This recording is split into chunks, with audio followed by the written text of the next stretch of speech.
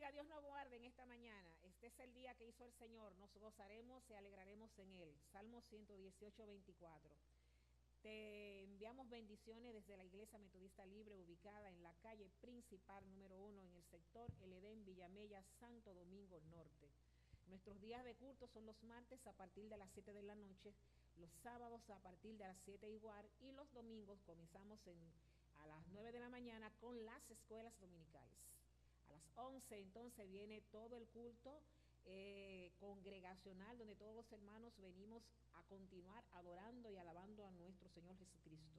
Nuestro pastor Mario Rodríguez le da la bienvenida y toda la feligresía a ustedes que están allá en Allende los Mares.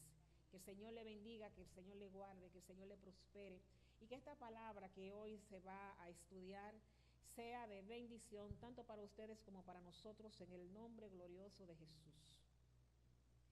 En este cuarto trimestre, la escuela bíblica ha estado cimentada en lo que es el tema central, que son los viajes misioneros.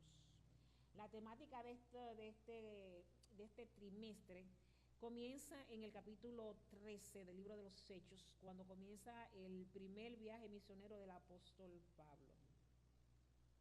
Estos pasajes hablan de la importancia del Espíritu Santo en las misiones, porque verdaderamente quien convence de pecado es el Espíritu Santo. Sin embargo, Dios comisiona a hombres para que lleven su palabra.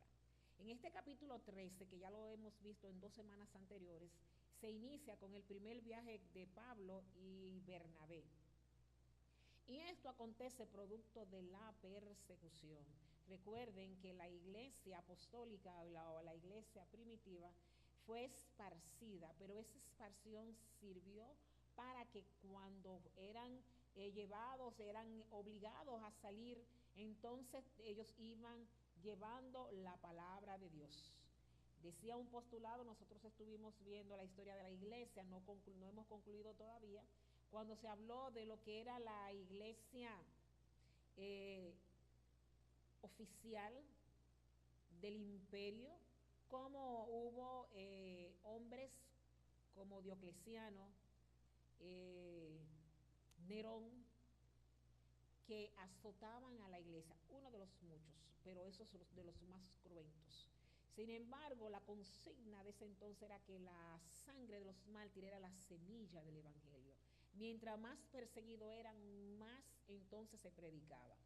Y hoy en día, esto es un paréntesis, hay una iglesia, la iglesia, aunque nosotros estemos en países donde no haya persecución por cuanto a lo que usted cree o piensa en cuanto a la fe en Dios, hay países, por ejemplo, que hemos seguido la noticia, como Nigeria, donde cuántos hermanos están siendo muertos, masacrados, porque hay grupos extremistas que entienden que la palabra de Dios, si tú no eres lo que ellos entienden, entonces tú eres un impuro o un profano y debe morir por eso.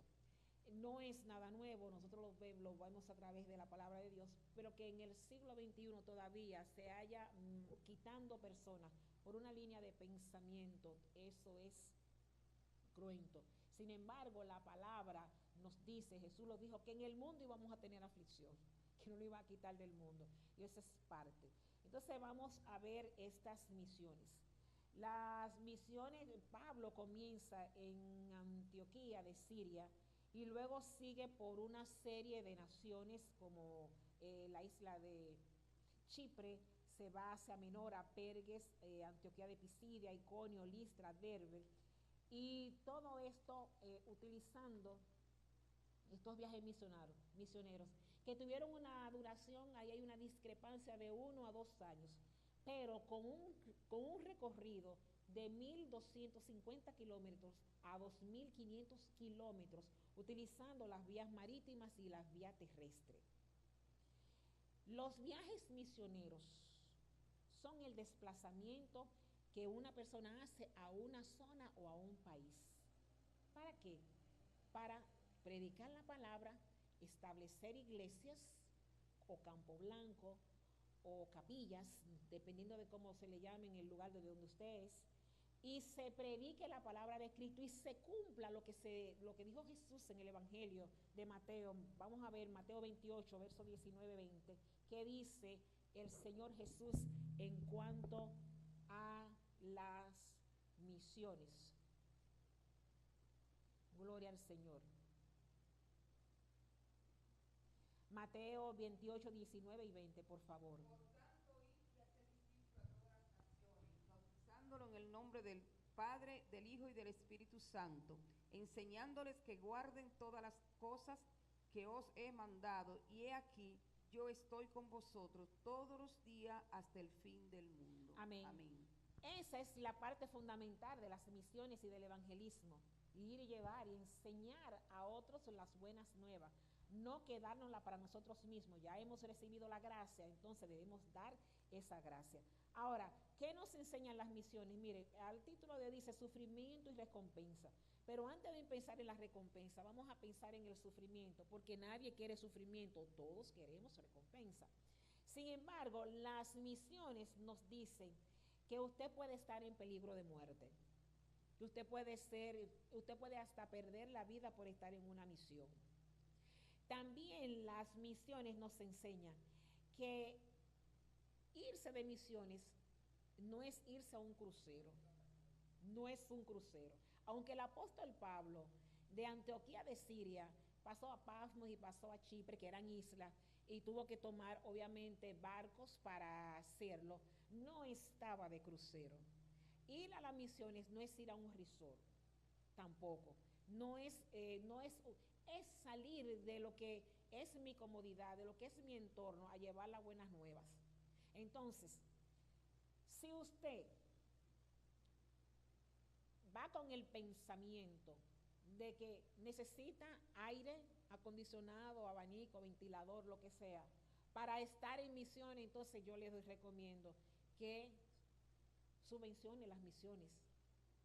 Porque si usted no puede ir, usted puede enviar. Si hay una condición de salud, que usted necesita una dieta muy específica, entonces contribuya enviando. Porque entonces usted no va a encontrar ni un buen restaurante, ni va a encontrar un buen camarote en una misión.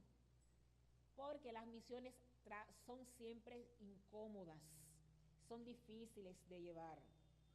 Yo recuerdo que hace unos años fui a un país, y no quiero mencionar el país, con el pastor, y fuimos de misiones. En mi vida yo nunca había predicado tanto como yo prediqué bajo el sol. Es un país que está un poco diezmado, pero yo soy vegetariana. Nunca dije que no como carne, nunca. Había poca, pero la pusieron, ya ellos estaban dando lo que tenían. Yo me conformé con comer arroz y habichuelas, llámese frijoles en otros lugares, y me quedé tranquila. Porque ¿para qué yo iba a mortificar a esas personas diciéndole que yo no como carne? Disimuladamente, el pastor que sí come carne, cuando la gente no miraba, yo se la pasaba a él, y yo me quedaba tranquila, no pedí huevo, ni pedí berenjena, porque no lo vi. Y tampoco iba a poner a nadie bajo un estrés de pedirle algo que yo no como. Si en algún momento de mi vida yo me veo en la necesidad de ir a un lugar que lo único que haya sea carne, Dios me dará el estómago para comérmela. Porque de hecho no me voy a dejar morir. Yo me la voy a comer, pero sin protestar. O sea, que cuando uno va a las misiones, lo que le den, la persona que le está dando lo mejor que tiene. Y uno debe ser agradecido y comerse eso. Si eso es lo que hay, si lo que hay es carne, miren, yo no la como de verdad. Pero si eso es lo que hay, Dios me va a dar la fortaleza para comerme eso, sin hacer sentir mal a nadie. Entonces, las misiones significan sacrificio. Un sacrificio porque usted va a salir de su casa a otro lugar, pero usted va bendecido, porque usted lleva una porción de bendición para compartirla con otro. Entonces, lo que allá no le puedan dar es mucho menos que lo que usted va a llevar. Piensen en eso cuando ustedes vayan a las misiones, que es a ir a llevar y a cumplir con la palabra de Dios. Y si aparte de todo eso, ya por razones de salud, usted no puede ir, entonces hay otro medio. Contribuya para que otro sí pueda hacer las misiones. Hágalo. Y de igual manera está haciendo las misiones, aunque sea en su casa. Así que hoy vamos a entrar, si alguien no tiene nada que decir sobre las misiones, que son muy lindas, nos vamos con los bultos, con la guagua y todo eso, pero encontramos que no hay una cama más incómoda que una cama que no es la suya. Mire, la cama suya puede ser lo peor, pero cuando usted llega a otro sitio, usted añora su cama, no sé por qué. Pero a usted le gusta su cama, a usted le gusta el olor de la sábana de su cama. Y cuando usted va a otro lugar, usted puede ser lo más, ay, a mí no me gusta, pero mire, esas son las misiones. Si le molesta mucho la cama, hay una cama grande de donde nadie se cae, que es el piso, haga silicio, acuéstese ahí y glorifique al Señor y oremos por las personas que están en las misiones, porque también para hacer misiones es una ordenanza, es un mandato del Señor, pero que nos lo mandan a todos, pero hay otros que lo toman con mucho más amor que nosotros. Así que bendecidos sean los misioneros, aquellos que están en esas ciudades que son misioneros y cristianos de la secreta, porque no tienen la libertad para poder predicar. Esos hombres y esas mujeres que llevan a escondida la palabra, a riesgo de perderla, pero respaldado por Dios, porque un día Dios lo va a recompensar. Gloria al Señor. Sí, dígame usted, aleluya. Toda mi vida, mi sueño fue ser misionera. Y encontré a alguien que me dijo, eso tú lo vas a lograr en el tiempo de Dios, porque ahora tú estás criando, tienes que estar con tus hijos. Y cuando yo vi que mis hijos todos despegaron, pero entonces comencé yo con un dolor aquí, un dolor allá. Yo decía, Señor, no es mi tiempo, ya es mi tiempo, Padre. Y yo, Padre, en el nombre de Jesús yo voy a romper toda barrera y me voy a ir, tú me vas a respaldar. Mira, y este viaje de misión, con todos mis achaques, fue uno de los más preciosos que yo he vivido en las misiones, aún con mis dolores. Gloria le doy al Padre, porque Él sabe el momento de cada uno. Y gracias a Dios que estoy cumpliendo con esa misión de ir y llevar el Evangelio, aunque no sea de una manera directa con algunas personas, pero mis hermanos respaldan lo que el Señor quiere que hagamos. Aleluya. Esta es una iglesia misionera. Aquí nosotros, para la gloria del Padre, tenemos líderes encabezados por el pastor que tienen como norte la misión de ir a llevar la palabra de Dios. Y eso es hermoso. Las iglesias cuando tienen en su ADN el ir a llevar la palabra, son iglesias que generalmente son muy atacadas, porque el enemigo se encarga de hacerle la guerra. Pero como no estamos siendo bajo nuestros propios deseos, sino bajo la voluntad de Dios, entonces las misiones serán. Muchos van, no toda la iglesia, otros respaldan. Pero de igual manera todos estamos involucrados en las misiones, porque eso nos ha mandado el Señor, a llevar la palabra de Dios. Vamos a ver ahora en este primer viaje del apóstol Pablo, ¿qué pasó en él? Quisiera, la clase comienza en el verso 8 del capítulo 14 del libro de los Hechos, pero quiero ir al contexto para que nosotros entonces veamos qué está aconteciendo ahí. Y vamos a leer en el capítulo 14, del 1 al 4, ¿qué pasó? Gloria al Señor. Bendiciones, iglesia. Amén. Aconteció en Iconio que entrando juntos en la sinagoga de los judíos y hablaron de tal manera que creyó una gran multitud de judíos y asimismo de griegos, mas los judíos que no creían excitaron y corrompieron los ánimos de los gentiles contra los hermanos. Por tanto, Se detuvieron allí mucho tiempo, hablando con denuedo, confiados en el Señor, el cual daba testimonio a la palabra de su gracia, concediendo que se hiciesen por las manos de ellos señales y prodigios. Y la gente de la ciudad estaba dividida. Unos estaban con los judíos y otros con los apóstoles. Aleluya. Nosotros vemos aquí como el apóstol Pablo llega a esta ciudad de Iconio y siempre va a la sinagoga. Porque recuerden que Pablo es judío, aunque Dios lo ha mandado a los gentiles, él va a la sinagoga de los judíos a predicar. ¿Qué sucede? Que el evangelio, cuando es predicado, tiene dos efectos. O la persona lo recibe con agrado o lo rechaza rotundamente. El que lo recibe con agrado está gozoso, pero el que no lo recibe con agrado entonces piedra de tropiezo. Con eso tiene todo el misionero que lidiar, con llegar a una casa y que alguien te diga, no, aquí no recibimos lo evangélico. Nosotros somos de tal religión, no recibimos eso. Y usted tiene que tener toda la tranquilidad del mundo y entender que usted o va a ser aceptado la palabra que usted porta o usted va a ser rechazado. No es momento para contender ni para decir más nada, sino simple y llanamente apartarse de ahí. Ahora bien, ¿qué es lo que motivaba a los judíos a ponerse en contra de la predicación? Vamos al capítulo 13, al verso 45.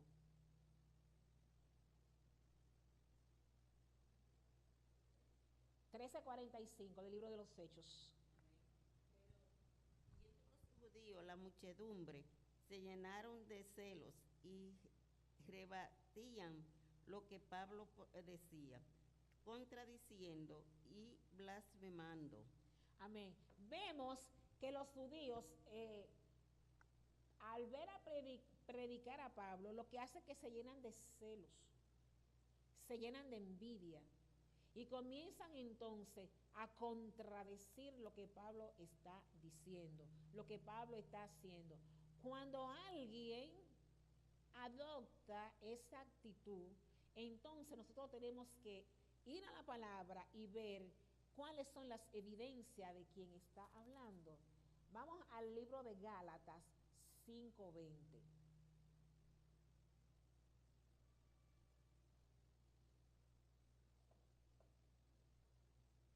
Gálatas 5:20, gloria al Señor, que es bueno. Sí. Gálatas 5.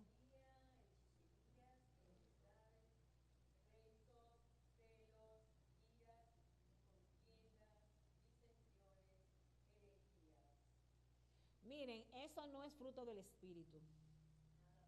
Esas son las evidencias de la carne. Una persona que no tiene a Cristo entonces está en la carne. Entonces cuando se ve confrontado con la palabra del Señor, lo que hace es enojarse y tomar actitudes de hombre natural que no puede digerir ni percibir las cosas que son espirituales porque está en la carne. Entonces, usted como evangelista y como misionero que está en el espíritu ante una posición de una persona que está en la carne, ore, no contienda y continúe. Porque no lo mandaron a usted a contender en el terreno del carnal, sino en la posición del espiritual. Del carnal se encarga Dios. Ya usted dio la palabra y de eso se encarga el Espíritu Santo. Usted no va a convertir a nadie. Quien convierte es el Espíritu Santo. Entonces, cuando usted va en el metro, en un transporte público y está predicando la palabra y se levanta uno en el espíritu de la carne a decir y a decir cosas, no se vaya usted a enfrascar en ese terreno, porque seguramente en ese terreno él tiene bastante ventaja porque es donde habita. Usted, que es el hombre espiritual, da la palabra y simple y llanamente se ora y se retira. ¿Hay algo que ustedes quieran decir ahí? ¿Algo? Bueno, vamos a continuar del 5 al 7, el del capítulo 14, para estar en el contexto. Cuando los judíos y los gentiles, juntamente con sus gobernantes, se lanzaron a afrentarlos y a apedrearlos, habiendo sabido, huyeron a Listra y Derbe, ciudades de Licaonia, y a toda la región circunvecina, y allí predicaban el evangelio. Miren, a veces el enemigo se alía y busca personas con quien hacer causa común para contraatacar. Ahí buscaron las autoridades para tratar de agredir físicamente. Por eso le decíamos que las misiones, tu vida también puede estar en riesgo, porque a ti te pueden agredir físicamente, y aquí lo vemos en la palabra. ¿Qué hicieron el apóstol, los dos misioneros? Comenzar a pelear con ellos bajo su propia fuerza, o comenzar a exhibir a un Cristo que dice, mira, tú no sabes el Dios que yo le sirvo, que te consume ahora mismo. No, simple y llanamente se fueron de ahí, pero se fueron a seguir predicando. Por eso la consigna de la gran persecución que se instauró en el siglo I y continuó hasta la iglesia oficial del imperio, que era la iglesia imperial, hasta Constantino. La sangre de los mártires, la semilla del evangelio. Salían corriendo, pero iban predicando. Estaban en las catatumbas, pero iban predicando. Lo ponían como tea en el Coliseo para alumbrarla dentro de las locuras de Nerón, pero muchos iban y voluntariamente iban a la rueda, a la arena, y entregaban su vida. No la tenían por mucho, la tenían por poco, porque esa vida era de Cristo Jesús. Esta iglesia del siglo I, que es la iglesia apostólica, la iglesia primitiva, sufrió muchas persecuciones, y la mayoría de los apóstoles tuvieron una muerte que uno llamaría en estos tiempos indigna, pero que era digna ante los ojos del Señor, a tal grado que el mismo apóstol Pedro dijo, crucifíquenme con la cabeza hacia abajo, porque no merezco morir como murió mi Señor. Otros fueron aserrados, quemados vivos, y aún sobrevivieron. Pero aún así no negaron su fe, siguieron evangelizando, siguieron predicando, siguieron sembrando capillas e iglesias en las casas, en los lugares inhóspitos, pero ahí se congregaban porque era una iglesia perseguida. Como hoy en día hay en iglesia, en esa ventana 1040, perseguida, pero un remanente que se sabe la Biblia de memoria y predica. Vi una tribu que recibió por primera vez la Biblia y esas personas comenzaron a llorar porque tenían en sus manos la palabra del Señor. Estas misiones llegaron ahí, y como no tenían Biblia física, llegó la Biblia en su dialecto y lloraban de emoción porque recibieron en su idioma la palabra de Dios. Y eso nos deja a nosotros muchas cosas que pensar, que tenemos la Biblia en todos los formatos físicos, digitales, y en todas las traducciones que estamos haciendo. Pero eso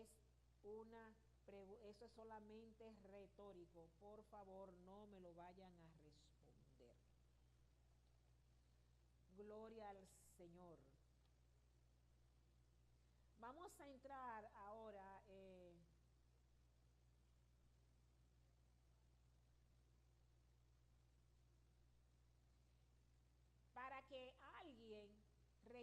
reciba una recompensa, tiene que entender que primero viene un sufrimiento. Nadie quiere sufrir. Si a usted le preguntan, ¿usted quiere padecer por algo? Usted va a decir inmediatamente, no, jamás. Jamás. Nosotros queremos el beneficio sin el sacrificio. Y no hay beneficio que no tenga sacrificio. Por eso David dijo, no le daré nada al Señor que no me cueste. Cuando compró aquella heredad, le dijo, no, dime cuánto cuesta. Déjame dar en sacrificio lo que tengo. Porque de manera llana a todos nos gusta solamente tener beneficio. El apóstol Pablo era bastante consciente de lo que él iba a padecer en cuanto al llamado. Y cuando vamos al libro de los Hechos, capítulo 9, verso 15.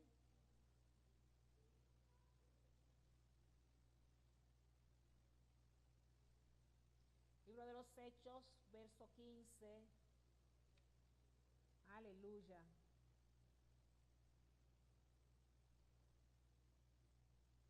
Nueve 15, libro de los Hechos. El Señor le dijo, ve, porque instrumento escogido me es para llevar mi nombre en presencia de los gentiles y de reyes y de los hijos de Israel. Pablo es el instrumento. Pero cuando Pablo fue elegido como instrumento, fue derribado del orgullo, fue derribado de un caballo, fue derribado de la posición y fue llevado a siervo. Y el del perseguidor entonces al sembrador. Aleluya. Pablo conocía lo que era tener en su cuerpo las marcas del Señor. Por eso le dijo a los corintios, que nadie me cause tropiezo, porque en mi cuerpo llevo las marcas. Llevo el estigma, llevo la señal del sufrimiento, azotado 40 veces menos uno, para no igualarse al maestro.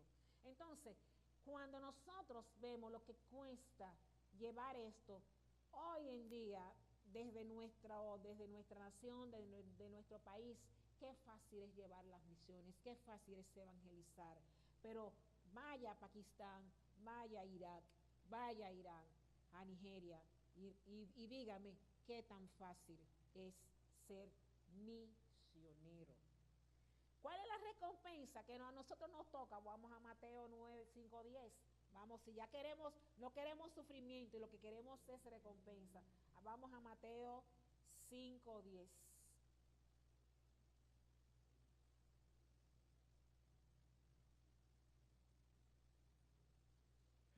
Sí. Bienaventurados los que padecen persecución por causa de la justicia, porque de ellos es el reino de Dios. Aleluya. Felices, 5:10. Felices, cuando se habla de bienaventurado. Felices los que reciben persecución. Dichosos los que reciben persecución por causa de la predicación del Evangelio. Vamos ahora a los versos del 8 al 10 de las señales en Listra. 14, Hechos 14, 5, 10. Pastora de Yamari, usted tiene libertad para contribuir con nosotros y ayudarnos. Aleluya. Verso 8, 10 del capítulo 14 del libro de los Hechos.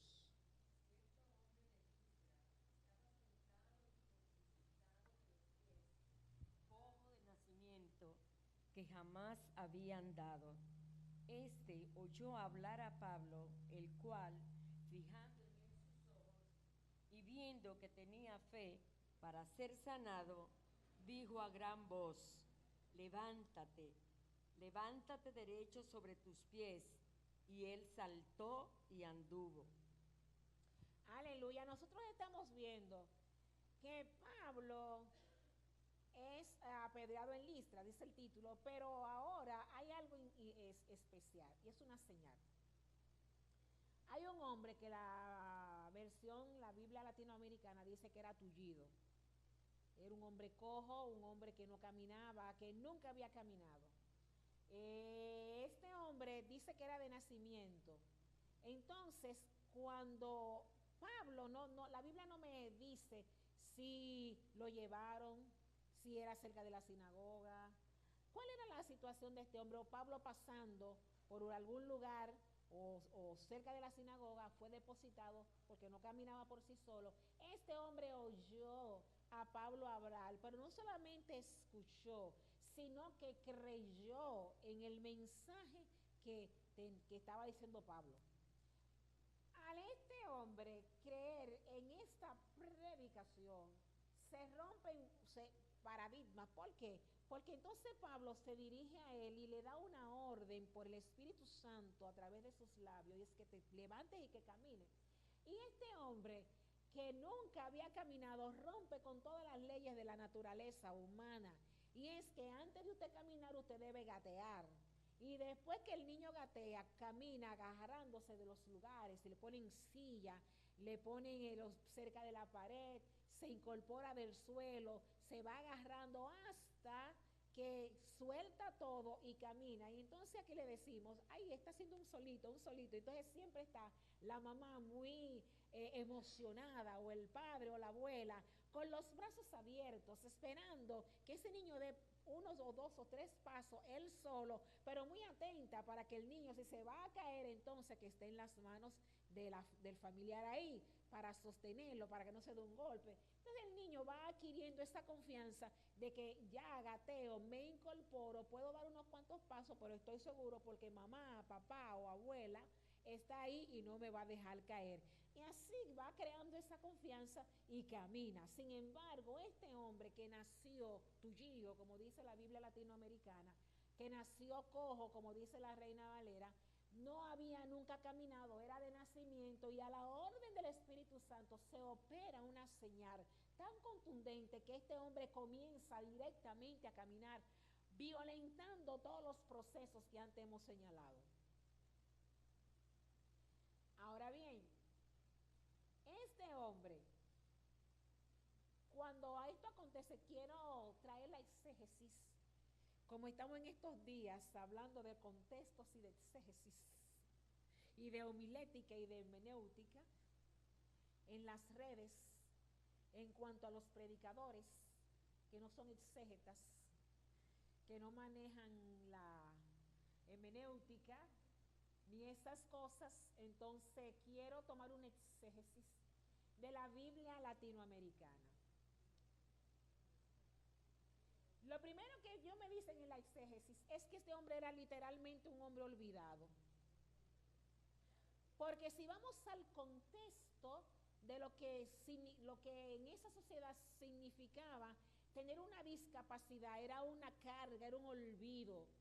Hoy nosotros en el siglo XXI podemos decir que una discapacidad motriz o motora, una discapacidad auditiva o sonora o fónica, que no puede hablar, hay recursos, hay para que esa persona, hay silla de rueda, hay andadores, hay audífonos, hay lenguaje de señas, pero también hay un lenguaje para una persona que tiene una discapacidad visual pueda leer la Biblia.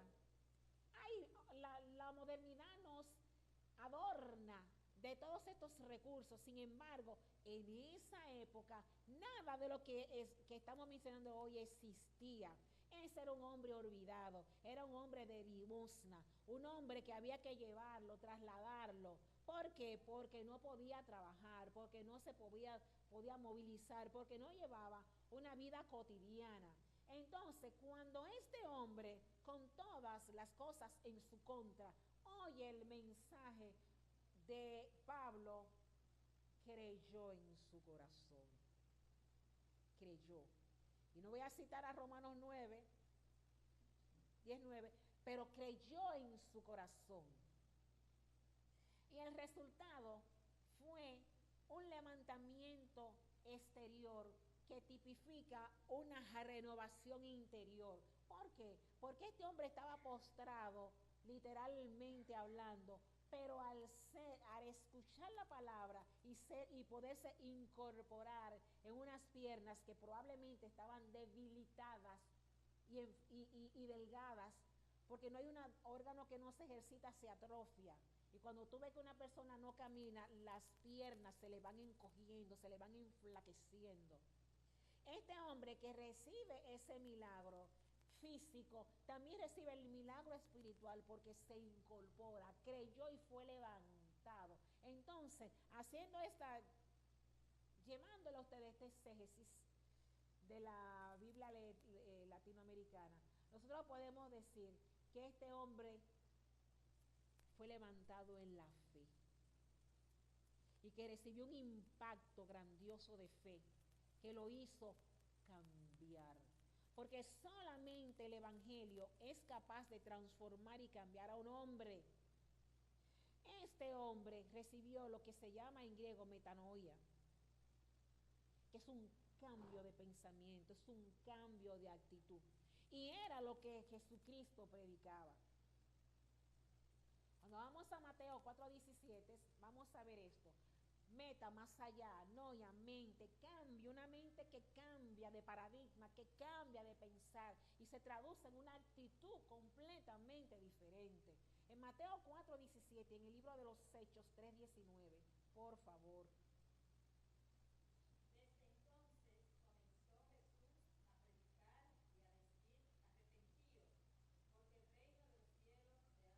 Amén. Cambia de postura, cambia de posición, vuélvete atrás, que mira, hay algo que se ha comenzado, hay algo nuevo que está aquí, el reino de los cielos se ha acercado. Para tú entrar al reino de los cielos tienes que romper con todos los viejos rudimentos, con esos paradigmas antiguos, tiene que romper, se ha acercado. Por eso Jesús, cuando se encuentra con Nicodemo, le habla de ese nacer del agua y del espíritu. Nicodemo no lo podía entender, esa metanoia no la entendía. Oye, ¿cómo voy literalmente a entrar al vientre de mi madre si todos sabemos que después que se alumbra ya no hay manera de que el neonato vuelva otra vez al vientre? Eso es imposible, eso es antinatura. Pero Jesús le dice, oye, me dé el agua y del espíritu, debe dejarte transformar, tienes que cambiar, pero no de una forma probablemente como tú lo estás entendiendo, es una forma mucho más allá, es una forma espiritual. Jesús le decía, arrepentido, y se lo decía Juan el Bautista, el reino de los cielos se ha acercado. Hoy el reino de los cielos está en medio nuestro porque es Jesús. ¿Para qué? Para un cambio radical de actitud y de pensamiento. Hechos 3:19, y lo dejo para que ustedes comenten porque esto no es un soliloquio. Gloria al Señor. Hechos 3:19. Gloria a Dios. Aleluya. Sí.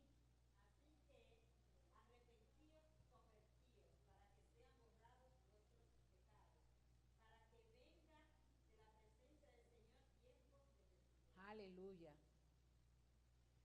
¿Quién no quiere un tiempo renovado, un tiempo nuevo, un cambio circunstancial en su vida? Eso solamente se logra cuando usted viene a los pies de Jesús y se arrepiente. Ahí entra el refrigerio, ahí entra el descanso, ahí entra la plenitud, ahí entra el gozo, aunque haya problemas, aunque haya situación, aunque las cosas no se vean como aparentemente usted quiere que se vea, hay una paz interior. Por eso a los cristianos, cuando los ven en medio de esa prueba y lo ven alabando, dice, pero que esta gente son como medio extraña. Esta gente como que hay un desorden ahí, como que en esa mente no puede estar bien equilibrada. Y le dicen de todas las maneras que el vulgo puede tratar. Y lo entran y lo encasillan dentro de las esquizofrenias. Y se hacen psiquiatras, que son los únicos que diagnostican, y se buscan inclusive los diagnósticos en el DSM-6, pero imposible encontrar a un cristiano en todos esos ejes. para poder diagnosticar una enfermedad psiquiátrica.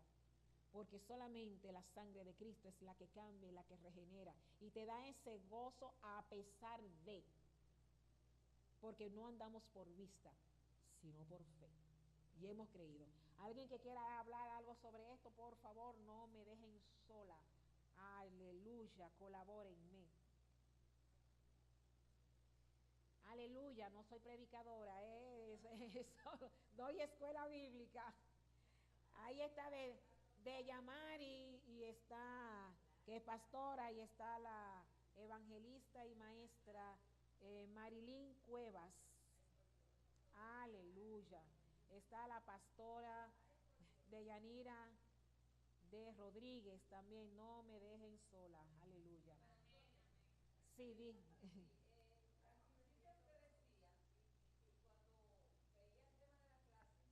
Está aquí. Me alegré bastante y yo dije, bueno, Marilyn va a estar feliz si le toca.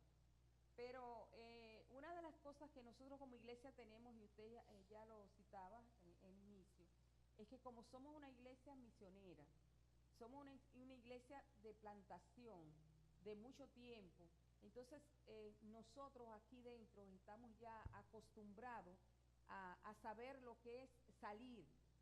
Pero nos llama mucho la atención esta mañana que a veces, aunque muchos se llaman apóstoles y queremos tener los títulos y las cosas y los beneficios, no todos están dispuestos a entrar al sacrificio de estos hombres primeros misioneros como Pablo y Bernabé.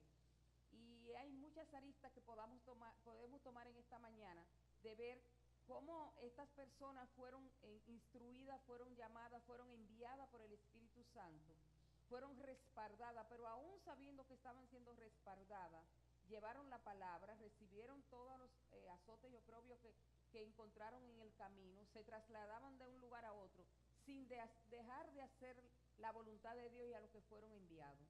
Entonces nos llama la atención cómo en esta época que aún nosotros viviendo donde vivimos, tenemos la libertad de salir a predicar la palabra, de hacer la voluntad de Dios, de que podamos ir en nombre de Él y podemos encontrar algunas dificultades, pero aún así nos quedamos muchas veces rezagados porque pensamos más en nuestro propio beneficio, en la comodidad, en el confort, en el que si puedo, que voy a encontrar allá, si me van a aceptar, si me van a dar, si me van a tratar como uno quisiera que lo traten cuando está en su casa.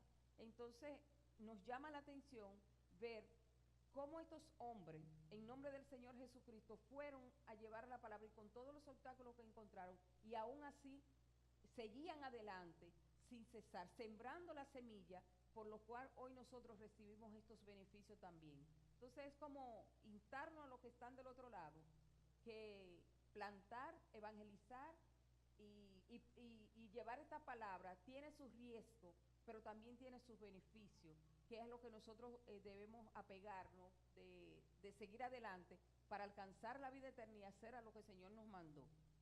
¿Qué es lo que el Señor nos mandó? No es que nos quedemos sentados en la silla y en el confort, sino que vayamos, que reguemos la palabra y que hagamos discípulos en su nombre. Y esto hicieron ellos, y esto es lo que nos manda la clase de hoy, a que nosotros estemos instruidos para que llevemos el Evangelio y los que están del otro lado y los que estamos aquí, entonces seamos parte de esto también. Dios nos bendiga. Amén, gloria a Dios. Recordando que hacer misiones en el hemisferio norte es maravilloso. Salvo algunos países de Centroamérica donde es complicado llevar el Evangelio. Diga usted, Agustín, gloria al Señor. Que en el diccionario significa renovación y cambio de la mente. Sí, eso es lo que significa en el diccionario de la Real Academia. Amén, muchas gracias. Es una palabra griega, cambio total. Aleluya. Vamos a los versos del 11 al 14 del capítulo 14, que es el que tenemos como fundamento hoy para esta clase. Marilyn, ella sabe que yo le pedí que me viera dar la clase. A veces yo soy un poco osada porque verdaderamente La de la experiencia aquí es ella, pero quise compartir esta clase hoy. Capítulo 14, verso 11 hasta el 14.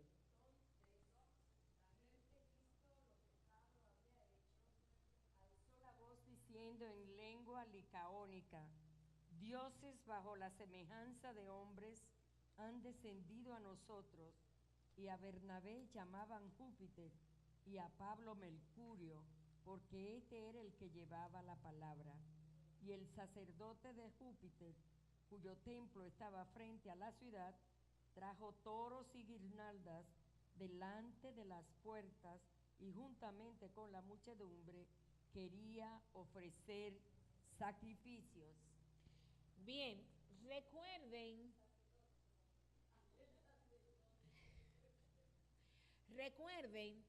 que el apóstol Pablo está predicando en un terreno complejo. No es lo mismo el milagro que aconteció en la Puerta de la Hermosa que en este terreno acá. El apóstol Pablo lo que se ha valido es de presentar a un Dios vivo. Entonces, cuando ellos vieron esto, la primera reacción del que vive en sus costumbres, el que no ha recibido una transformación, el que no ha recibido la palabra de Dios, es creer que el diablo hace milagros. Y puede hacer milagros, no lo duden. Puede hacer señales, y esos magos que andan haciendo cosas. Pero con tan corta duración como la verdad que nunca puede existir en él, porque no hay verdad en él. Entonces, ellos, al ver este prodigio, wow, aquí llegó Mercurio, aquí llegó Zeus, aquí llegaron todos ellos. Agarraron unos collares de guirnalda, la llenaron de flores y comenzaron entonces a dar una celebración. Cuando alguien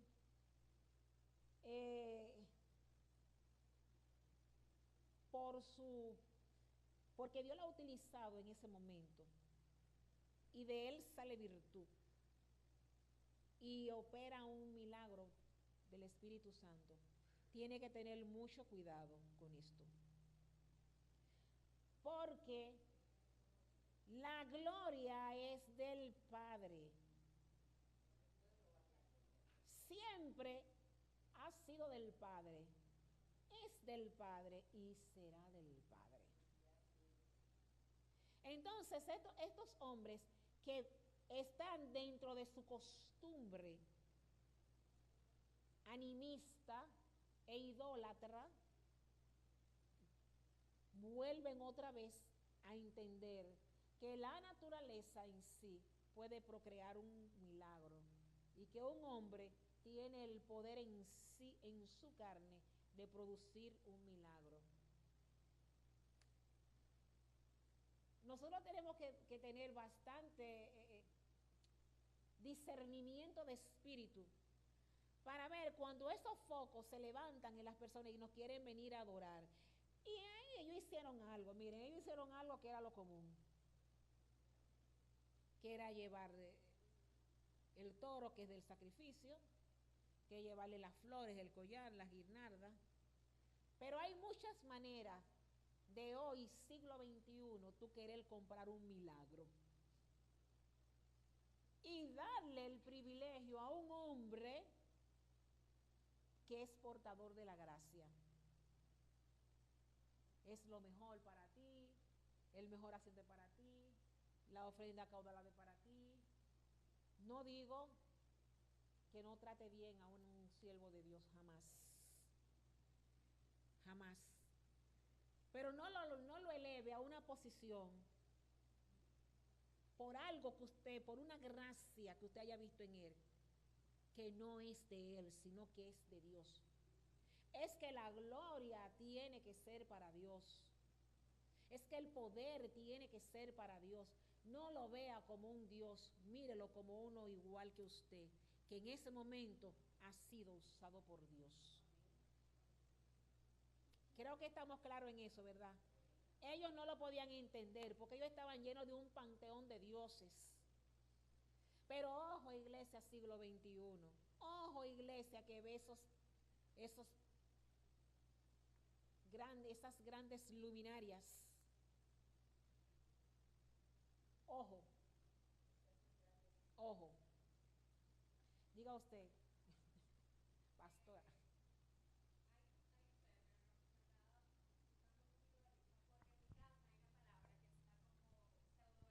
Que es el verbo adorar. O sea, nosotros podíamos utilizar muchísimos elementos cuando nos agradaba algo, pero nunca podíamos usar la palabra adorar. O sea, todavía para mí esa palabra en sí tiene una sola presencia y solamente está identificada con alguien superior a nosotros. Y bajo ese elemento hay muchas corrientes filosóficas nuevas ahora que la iglesia tiene que estar muy pendiente. Yo sé que parecería que la filosofía no es algo de nosotros, pero cuando nosotros empezamos a ver conductas que son muy repetitivas, el humano lo que ve, lo aprende y lo repite. El tema de este paternalismo, de que fulanito es mi papá, yo te amo como un padre, esta iglesia que ve que su fuente de responsabilidad bíblica es un hombre y lo que dice esa persona es su verdad, nosotros tenemos que ser muy conscientes a eso. O sea, nuestra identidad no puede estar enfocada en una persona humana. Lo que nosotros somos o lo que creemos nunca puede venir de alguien que es igual a nosotros. Y estamos viendo muchas iglesias que la gente misma dice, yo soy de la iglesia de fulanito de tal, o yo asisto a donde se congrega fulanito de tal, o mi padre espiritual es fulanito de tal. Cosas que suenan bien porque la paternidad honestamente es algo que todos queremos alcanzar de una buena forma, pero no nos damos cuenta que nos estamos dejando guiar por personas que son igual como nosotros. Y cuando entonces se fractura esa relación familiar o paternal, son esas mismas personas que salen al mundo a decir que el cristianismo le falló, que el Señor le falló, cuando Dios no tiene nada que ver en esa relación. Tenemos que ser muy claros en quién creemos, dice la palabra de Dios, a quién nosotros ponemos nuestra confianza y qué hombres, eventualmente todo lo que somos va a caer. Aleluya, gloria a Dios, gracias, amada. Esa fue una señal mal interpretada, señores, una mala interpretación de una señal, ¿eh? Y una señal es un milagro, es una evidencia de algo maravilloso. Y a nosotros nos encanta andar buscando señales. Y no pertenecemos a ninguna compañía de comunicación, pero nos encantan las señales. En el Evangelio de Mateo 10, Mateo capítulo 16, 1, 4, vamos a ver qué estaba pasando ahí. Mateo, gloria al Señor, alguien que me busque el Evangelio de Mateo 16, versos del 1 al 4. Esas señales que andan buscando, gente que se mueven de su iglesia buscando señales por amor a Jesucristo. Había un hombre rico que tenía un mayordomo. Y Mateo 16, 16, del 1 al 4. Sí. Vinieron los fariseos y los saduceos para tentarle y le pidieron que les mostrase señal del cielo. Mas él respondiendo les dijo, cuando anochece decís, buen tiempo, porque el cielo tiene arreboles. Y por la mañana, hoy habrá tempestad, porque tiene arreboles el cielo nublado. Hipócritas, ¿qué sabéis distinguir el aspecto del cielo? Mas las señales de los tiempos no podéis. La generación mala y adúltera demanda señal, pero señal no le será dada, sino la señal del profeta Jonás, y dejándolos se fue. Miren, esta persona interpretaron mal la señal, pero hoy, siglo XXI, nosotros caemos en el error de también andar buscando señales. Yo no me traslado de mi iglesia y dejo un culto aquí porque haya venido un ungido de ningún lugar. La unción tenga aquí. Cuando Dios me va a hablar aquí, allá y acullá. No tengo que desplazarme. Entonces, hay una errónea interpretación de un milagro portentoso. Y a Jesús vinieron a decirle, muestran una señal. Y él dijo, pero ustedes viven buscando señales. Ah, mira, está nublado, va a llover. Ah, mira, el sol está en lo alto, no va a llover. O decimos, ese sol pica mucho, ese sol parece de agua. Eso es una señal. Es una expresión muy coloquial en la República Dominicana. Sin embargo, Jesús le mire la señal, la única señal que ustedes van a tener es esta. Y se refería a él mismo cuando fuera muerto y resucitara al tercer día. Esa es la señal. Esa señal ya la vimos y la creemos. Y en esa señal esperamos en el retorno del Señor. Un verdadero cristiano reconoce que la gloria es de Dios. Salmo 19:1. Y Pedro, en el libro de los Hechos 8:20, da una respuesta contundente de dónde viene el don de Dios. Vamos a ver Salmo 19:1 y Hechos 8:20.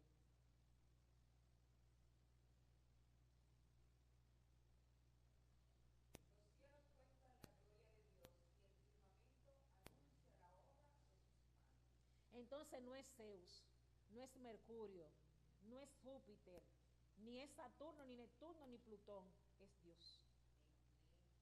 Es Dios. Es su palabra la que da testimonio de Él, no lo creado. Vamos a Hechos 20. Tu dinero perezca contigo, porque has pensado que el don de Dios se obtiene con dinero. Esta es otra respuesta que debe dar un cristiano cuando ve algo en el siglo XXI, cuando ve una señal portentosa. Esto no se vende, esto es gracia, es relación, es comunión, pero no para que yo me gloríe, sino para que la gloria del Padre sea visible. Y sí, la creación cuenta la historia del Señor, pero no es la creación que está por encima de Dios.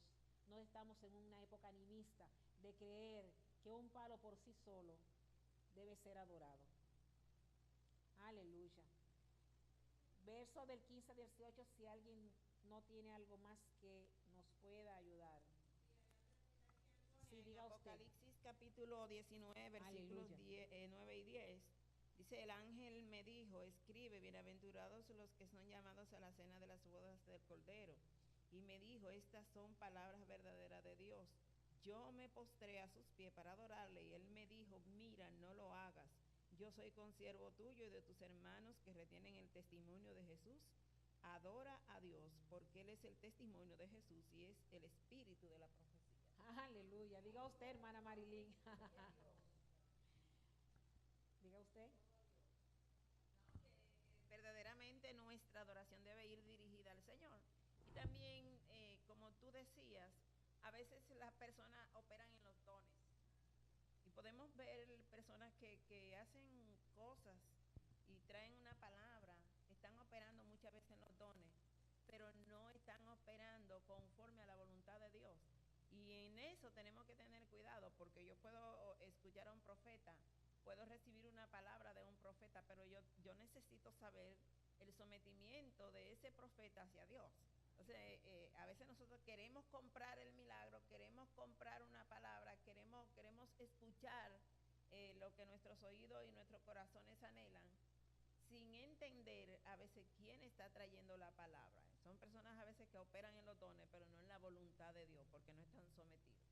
Entonces, como dice aquí el apóstol, cuando el ángel le trajo el mensaje, él se iba a postrar para adorarle, pero porque era costumbre cuando venía un enviado del Señor. Entonces, él le dijo, no me adore, porque yo soy hermano tuyo, de tu consiervo los profetas. Le dijo, adora a Dios, que es el único que merece ser adorado, según Apocalipsis capítulo 4. Aleluya, gloria a Dios. Gracias por la participación. 15 al 18, por favor. Varones, ¿por qué hacéis esto?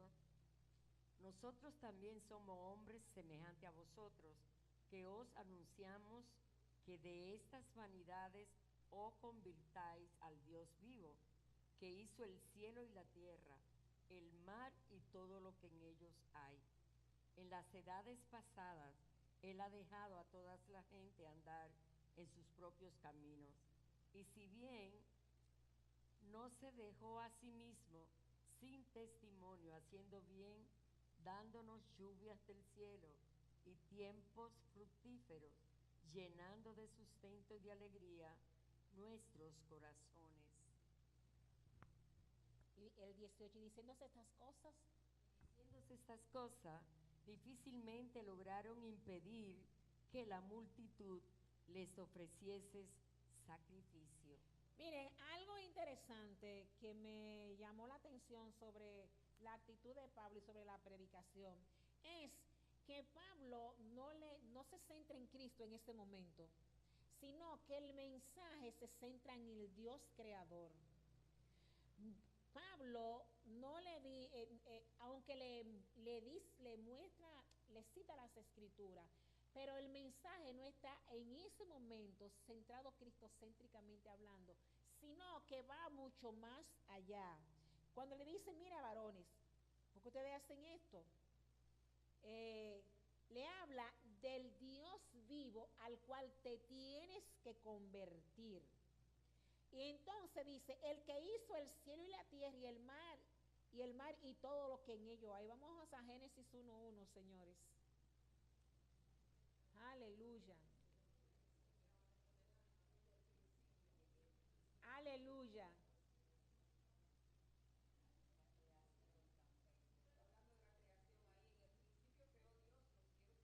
Aleluya.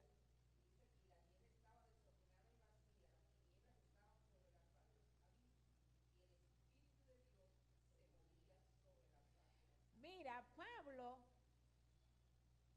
guiado por el Espíritu Santo, señores, que en las misiones, miren, hay que orar para salir, para que en la boca Dios ponga la palabra precisa en ese momento. Él no le iba a hablar de Cristo en él, porque no lo iban a entender, pues esa gente estaba en sus rudimentos, en sus costumbres animistas, en su momento de idolatría, en su momento de animista. No iban a entender a Cristo en ese momento. No, él le dijo, mira, el que hizo todo lo que tú ahora quieres utilizar para adorarme a mí es a ese. Ahí, con ese que lo ha hecho todo, a él es que tienes que venir y verlo. Y lo lleva al principio. Pero no solamente lo lleva al principio. Vamos a Éxodo 20:11 y al Salmo 24:1, por favor. Éxodo 20:11 y Salmo 24:1.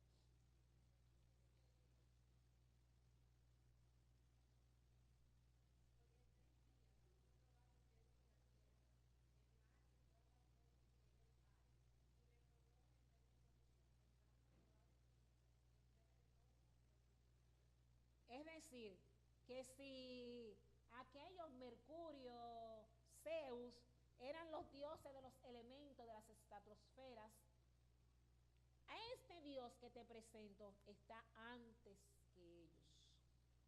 Es el creador de ellos, porque Dios es Dios hasta del diablo.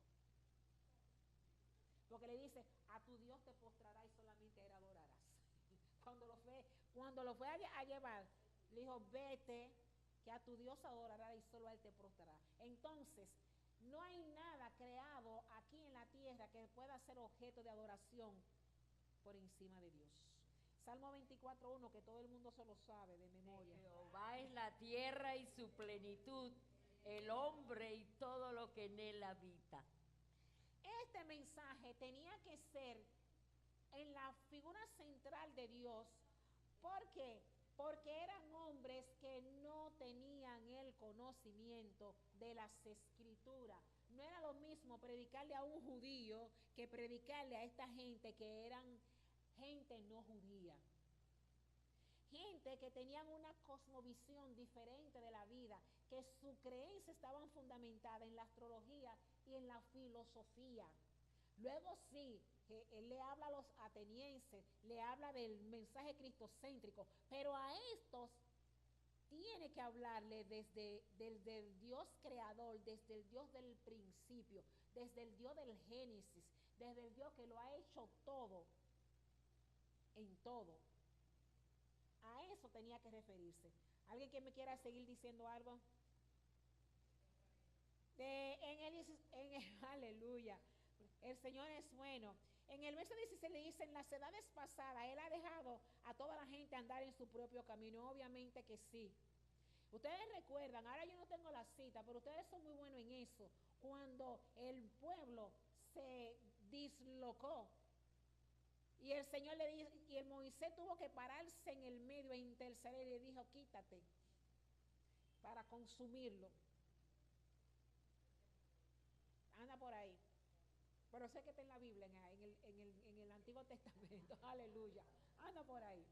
Y le dice, mira, el Señor puede levantar hasta de esta piedra una nueva generación. Y le dice, ay Señor, ¿qué van a decir de nosotros? O sea, Dios desde un principio ha dejado que el hombre en la libertad de actuar, en su propio pensamiento, haga y entienda lo que quiera. Obviamente que usted puede decidir, como le decía Israel, elige aquí o allá. Que en la elección hay régimen de consecuencia. Y ese régimen de consecuencia es una vida eterna con Cristo. Y ese régimen de consecuencia es una vida eterna en otro lugar. Porque las dos son eternas. Tanto la de Cristo como la del diablo son eternas las dos. Hay una inmortalidad del alma. Por eso Ezequiel 18 dice, el alma que pecare esa es la que ciertamente morirá. El padre no llevará la culpa del hijo si el padre le predica al hijo. Y el hijo no llevará la culpa del padre si el hijo le predica al padre. El que pecare ese ciertamente morirá. Eso es así. Entonces, Dios ha dejado que el hombre transcurra y uno dirá, ¿y qué hacemos, Señor? Bueno, ese sol que hoy en la República Dominicana, en el Distrito Nacional no ha salido todavía, ese sol sale para justos y pecadores. Por eso, el que entró en la justicia de Dios debe predicar y no rechazar. Porque ese mismo aire lo está predicando, lo está respirando aquel que anoche hizo cosas, se pasó el ramito por las narices, como dice el libro de Ezequiel. Se pasó el ramo por las narices. O se tomó el alcohol. O mató a alguien. Ese aire, ese oxígeno, lo está respirando y lo estoy respirando yo. Pero mi deber es predicarle a él. Diga usted, hermana Marilyn. Sí, en esta semana yo me encontré con una persona amiga. Y yo digo que a veces Dios te mueve a los lugares porque yo no tenía planeado. Yo salí a comprar algo y pasé por allá. Y cuando pasé, entre las cosas que hablamos, me dijo que ella había recogido los equipos y los había guardado porque ella estaba no quería seguir predicando por donde ella estaba trabajando, pero que ahora le están mandando a buscar para que vaya a predicar y la gente la está llamando y le han mandado muchas personas para que decirle que vaya otra vez con el mensaje. Entonces me dice, y yo no voy, porque uno se cansa de predicarle y predicarle y no reciben a Cristo. Entonces el día que están necesitados, quieren mandar a buscar a uno. Entonces yo le dije, mira, uno no se ciña a uno mismo.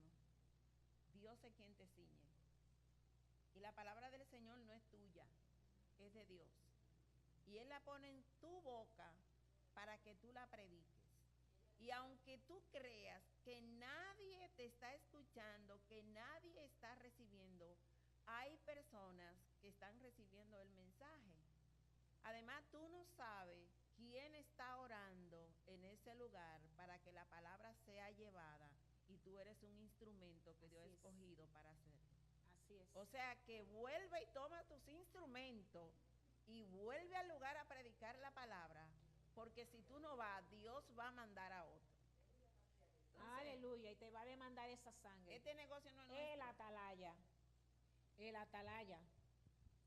Si el atalaya avisa y la gente no se apercibe, la gente morirá, pero la sangre no le será demandada al atalaya. Si el atalaya ve el peligro y no avisa, las personas morirán, pero la atalaya le será demandada la sangre, por cuanto vio el peligro y no lo avisó. El libro de Ezequiel. Vamos entonces en este último versículo, el 18, para que me lo vuelvan a leer, por favor. Viendo estas cosas, difícilmente lograron impedir que la multitud les ofreciese sacrificio. Miren, esas personas estaban hablando en su idioma natural, en su idioma licaónico. Probablemente hubo una especie de poco entendimiento en ese sentido. Sin embargo, la costumbre de ellos sí era permanente y era visiblemente entendible. Ellos volvieron otra vez a los cuentos de comadre, a esos cuentos de brujas, a esos cuentos de hechicería y de idolatría, y entendieron que lo que venía era parte de ese mundo, y se negaron a escuchar lo que era la palabra del Señor. Nosotros hoy, siglo XXI, tenemos que tener en cuenta lo que hizo Jesús. Esos son a las personas que salen en la calle, a los que van a las grandes campañas, a lo que son esos instrumentos de predicación, porque hay muchos ministerios, y es ver lo que hizo Jesús en Juan 2, el Evangelio, Juan 2, 23, 24. Tenemos que imitar esa actitud. Juan 2, del 23 al 24. En Jerusalén, en la fiesta de las Pascuas, muchos creyeron en su nombre, viendo las señales que hacía. Pero Jesús mismo no se fiaba de ellos, porque conocía a todos y no tenían necesidad que nadie le diese testimonio del hombre, pues él sabía lo que había en el hombre. Mire, ustedes van a escuchar muchas veces hablar a Marilyn y me van a escuchar a mí decir, de hablar de un don que se ejercita muy poco, pero que deberíamos tenerlo todo, que es el discernimiento de espíritu. Usted tiene que ver lo sagrado de lo profano. Usted tiene que saber de dónde viene tanta amabilidad. Usted tiene que saber de dónde viene esta pleitesía y tú eres el mejor, tú eres lo máximo. Usted tiene que saber de dónde viene eso. No le quiero decir que entremos en un nivel de complejidad, que nos minimicemos tanto, que nosotros mismos entremos en una especie de depresión de que yo no valgo nada. Yo no le digo eso. Yo le digo que activemos ese espíritu de discernimiento de espíritu para saber cuándo alguien a través de una lisonja quiere subirnos algo que probablemente el Espíritu Santo haya dormido en nosotros porque sea parte de nuestra debilidad y que se nos pueda subir y desenfocarnos. Desenfocarnos. Aquí no hay un mejor maestro que lo que hizo un siervo de Dios, que Dios lo usa en ese momento, y siervo inútil es cuando así lo hace. Aquí no están las mejores cocineras, porque claro, obviamente nadie quiere hablar de cosas menores. Hay mujeres que Dios le dio una gracia para tener un sazón en la mano que no me la dio a mí. No me la dio. Pero no es la mejor. Es la sierva. Es la que arregla el altar, que pone cosas bonitas, que Dios no me dio ese don a mí. Nunca me avisaron cuando le estaban dando, pero se lo dieron a la hermana. Y gloria a Dios, no es la mejor decoradora, es un instrumento en las manos de Dios. Estemos claros en eso. No nos perdamos, no dejemos que sacrifiquen el toro y nos cuelguen las guirnaldas. No dejemos que nos quieran subir en un pedestal donde Dios no nos ha puesto, sino hacer su voluntad. Aleluya. Gloria a Dios. Gloria a Dios. Vamos a los últimos versos, 19, 20. Aleluya. Eran unos judíos de Antioquía y de Iconio que persuadieron a la multitud y habiendo apedreado a Pablo, le arrastraron fuera de la ciudad, pensando que estaba muerto. Miren, ¿para qué fueron esos judíos a ese lugar? De Antioquía y de Iconio, habían 150 kilómetros de distancia.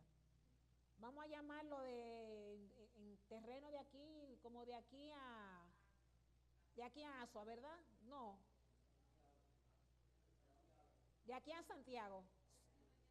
Señores, son 2 horas y algo en un autobús que corra rápido. Si es a pie, van unos días de camino. Si es en caballo o en mulo, en su tiempo, usted va a tener una larga travesía por un sitio que no es carretera y usted va a llegar por lo menos molido. Porque si usted recorre esos 150 kilómetros caminando a pie, usted va a llegar cansado. Y yo que trabajaba en Santiago, yo sé cómo llegaba. Sin embargo, la malicia del enemigo es incansable. Esa gente llegaron ahí, sea por comercio, sea por lo que sea, pero llegaron y en vez de descansar, lo que se fueron fue a atacar. El enemigo no descansa, no le da sueño, no le da pereza. Obviamente que sí, los hijos de las tinieblas son más sagaces que los hijos de la luz, eso lo dice la palabra. Usted llega de ese viaje, usted llega a su casa, usted dice, estoy molido, deben de comer, se baña, si apenas se puede bañar y se acuesta. Pero estas personas no se acostaron, no comieron, fueron inmediatamente a donde estaban en la sinagoga a incitar, porque sus obras son obras carnales. Y llegaron con tanta fuerza, que llegaron con fuerza de dar golpe. Ay, Señor, ten misericordia. Miren, si hay algo que une al enemigo, es precisamente la maldad. Ahora no recuerdo dónde puse la cita, pero recuerden que los escribas, los saduceos, los fariseos, los herodianos, eran todos enemigos entre sí. Por razones políticas, los saduceos no se juntaban con los fariseos. ¿Por qué? Porque ellos manejaban el Sanedrín y ahí ellos ponían al sumo sacerdote que ellos quisieran. Los fariseos no se juntaban con los saduceos porque los saduceos decían en el plano espiritual, religioso, que no había resurrección. Y los fariseos decían, sí hay resurrección. O sea que diametralmente había una línea ideológica y política que los separaba. Los escribas porque, bueno, estaban conjuntamente con los saduceos y también con los fariseos porque también leían la ley y eran los que escribían. Los herodianos porque eran del partido de Herodes y eso siempre iban a estar a favor del partido. Y ni hablar de los celotes, que estos estaban aparte, que esos eran los guerrilleros, vamos a acabar con el imperio. Pero cuando se trataba de Jesús, toda esa gente que tenían cosas contrarias, hacían causa común y a él era que había que atacar. No había una razón política que los uniera, pero sí había una razón espiritual que lo hacía una sola masa para atacar a Jesús. ¿Por qué? Porque Jesús era el que tenía la verdad. Y entonces, cuando venimos al siglo XXI, usted se pregunta, ¿por qué hay gente que usted no le ha hecho nada?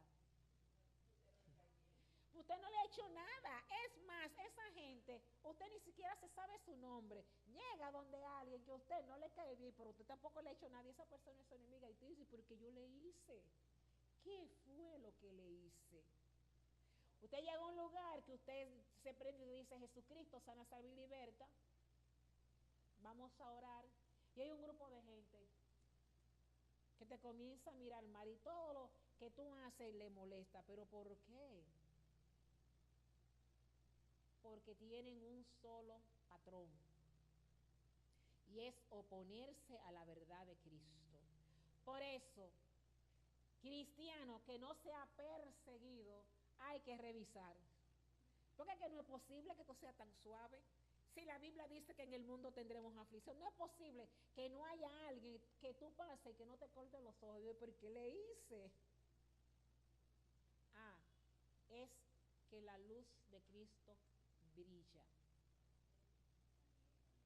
Entonces, misioneros, evangelistas, no piensen que el mensaje de salvación y de liberación que ustedes van a llevar va a ser bien recibido por todos. No piensen que a ustedes lo van a tratar como lo mejor. Piensen más bien que muchos van a rechazarle, pero aún más piense que la obra es del Espíritu Santo, el cual convence de pecado. No se lo tome personal. Y deje que el que le ha enviado a usted contienda con el que le está haciendo la guerra a usted por predicar la palabra de Dios. Con este mensaje de evangelismos y de misiones, nosotros queremos cerrar esta escuela bíblica invitándoles a ustedes a que si no pueden ir a las misiones, entonces apóyenla. Hay muchas maneras de apoyar una misión. Cuando alguien de su iglesia desee ir a hacer el trabajo misionero y usted por razones de trabajo no pueda ir, entonces colabore para que esa persona vaya. Colabore con su tiempo, colabore con la oración para que Dios respalde a esas personas que están ahí, a esos hermanos que están dejando su casa para ir a llevar la buena nueva de salvación. Cuando la misión sale, el grupo que se queda, el deber del grupo que nos quedamos es orar por los que están allá. Porque ataques siempre va a haber, pero la palabra de Dios nadie la va a detener hasta que Jesucristo venga y nosotros partamos nosotros donde Él, o lo recibamos en las nubes, como quiera que Él entienda que sea. Entonces el apóstol Pablo nos da esta visión de lo que significa ir a predicar la palabra de Dios, que no es turismo, no es crucero, no es resort, es incomodidad y a veces comerte lo que tú no te comes, o comer vacío, como en mi caso, que simple y llanamente opté por comer vacío, porque usted no puede ir a sofocar a nadie por sus gustos y sus preferencias. Que el Señor nos bendiga, que el Señor nos guarde, que el Señor nos dé una semana de victoria, que el Señor se apiade de la República Dominicana, se apiade de Haití, de Jamaica y de Cuba, porque ya Melissa no es tormenta tropical, es ciclón y va a zonas vulnerables. En nuestro país ha sido impactado, pero a lo que llega como un ciclón le va a ser más duro. Entonces que Dios fortalezca esas naciones y tenga misericordia de todos nosotros en el nombre poderoso de Jesús. La semana que viene continuamos con el segundo viaje del apóstol Pablo, que comienza en el capítulo 15 del libro de los Hechos.